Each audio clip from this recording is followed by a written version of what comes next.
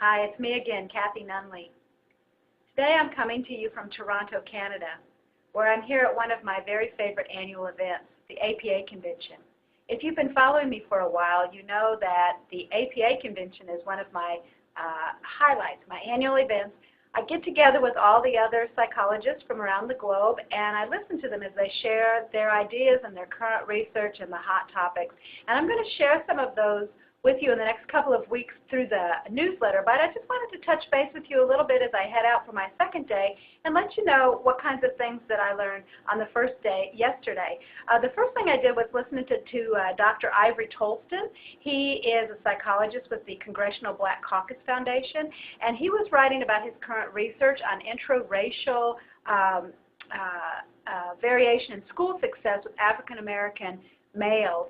And one of the things he's looking at is we've got high achieving, middle achieving, and low achieving black males with school success, and he was kind of frustrated because most of the research and money is spent on the low achieving males, when in fact the bulk of these students are represented in the middle group, and that most of our biggest effect could be made with this group in closing the disparity between black and white school success.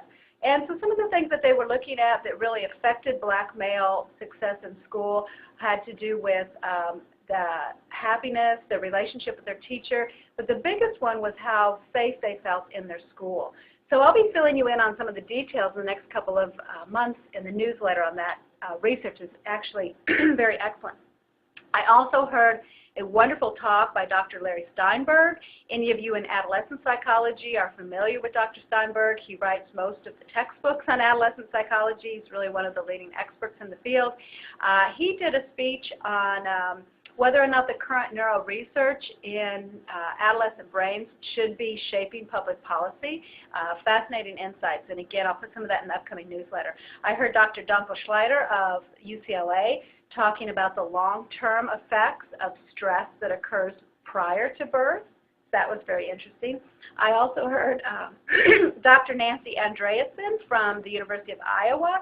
You may be familiar with some of her books. She writes quite a bit. She is currently researching creativity and genius and talking about what is the neuroscience of genius, where is genius and creativity found in the brain. That was just an excellent speech. I've got a lot of notes on that I'm going to share with you.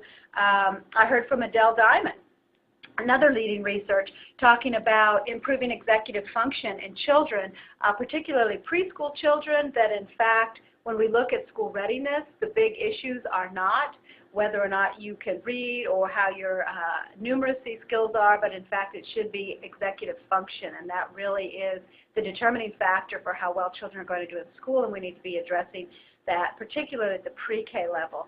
And then finally, Dr. Allison Ryan. I was excited to hear her speak. I've been covering her research for quite a while. She writes for the Journal of Educational Psychology, particularly on motivation and achievement in our middle schoolers, and she shared some new research with us on that. So a lot of information yesterday. I've got a lot of notes here. I'm writing them up. I'm going to be sharing them for you in the newsletter. If you don't get the newsletter, please subscribe. It's a free newsletter. You can do that, and you can get some more information at brains.org.